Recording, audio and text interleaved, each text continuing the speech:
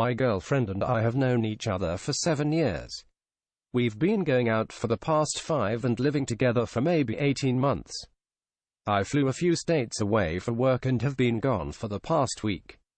My flight was delayed because of weather and I told her I would just stay the night. But on impulse, I decided to catch the red eye and then drive back through the morning. I figured it'd be a nice surprise. I pulled up and noticed another car in the driveway. It didn't really sink in, I just thought it was odd for how early it was. I come home late pretty often, so I'm good at getting in quietly. Walked in, unpacked my dirty clothes and put them in the hamper, then went to the bedroom. They were both in bed, only partly covered by the sheets. I didn't recognize the other guy immediately. They were both asleep, and I don't know how long I stood there. It didn't compute. After I recognized the guy in bed with her, I had one of those moments. Just a red second where I imagined picking up something really heavy and smashing his face. But it passed pretty quickly. I was just really tired and a little sad. I woke her up and told her I was going to a hotel. I think she was too sleep groggy to get it at first. She was smiling for a little bit before remembering. She got up and was starting to talk and cry, but I just tuned her out. I grabbed some spare clothes and got out. I turned off my phone before I left the driveway. I just don't know what to do right now.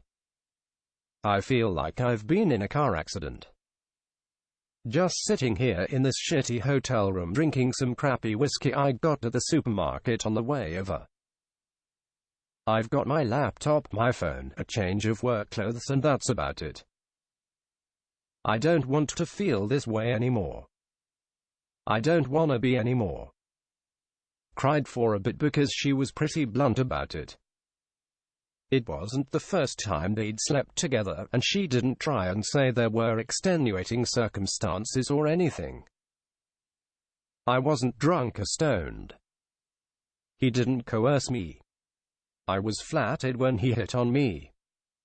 He's a very attractive man that could probably sleep with lots of women. So for him to choose me was very special. It was a chance to satiate my enormous ego. She said that she'd understand if I wanted her out of the house and out of my life.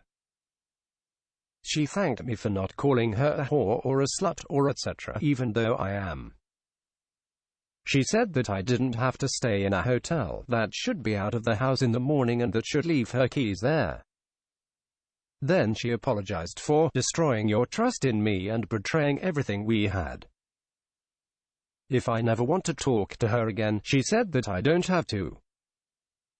I can't do anything that would account for what I've done. No apology is enough. I was selfish and arrogant and deceitful for no other reason than I wanted to be. As much as I want it, I don't deserve your forgiveness. I can only still ask because I'm a hypocrite. I'm sorry. Just reading this is making me cry again. I'm glad she didn't try to justify what she did. But I'm still lost. I've been back home for a few hours. I made myself a grilled cheese with onions and watched some Cosmos. I almost wish I'd been called into work. It'd be easier to keep my mind off things. As it is, it's been very hard to resist the urge to call her. I don't know how I'm supposed to settle things either way without contacting her at some point. In the meantime, I've gotten a few phone messages. A few were from her family, who I'm on very good terms with. I guess at some point yesterday she told them that she cheated. Her sister let me know that she'd be staying at her place in a spare bedroom.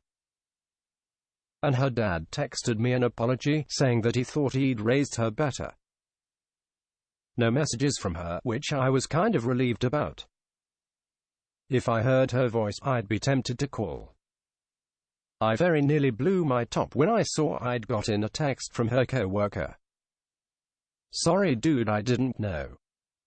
Maybe he did, maybe he didn't. I don't really care as long as I never see him again. I've gotten a lot of advice and support from people, which I really appreciate. A few think I'm some kind of asshole for not immediately throwing her out. I don't agree, but whatever. However, I also received a few really disturbing and virulent messages suggesting I should have taken it much further than that. If I'm a beta because I didn't send someone to the hospital, then call me a beta. I'm not out to please people like you, and my heart pumps piss for that kind of misogynistic do it again. Anyway, from the advice I've gotten, it seems like a protracted separation would be the best way to determine how I feel. I don't regret the last 5 years, even given what's happened. But I need some perspective, and I'm not the type to rush into anything.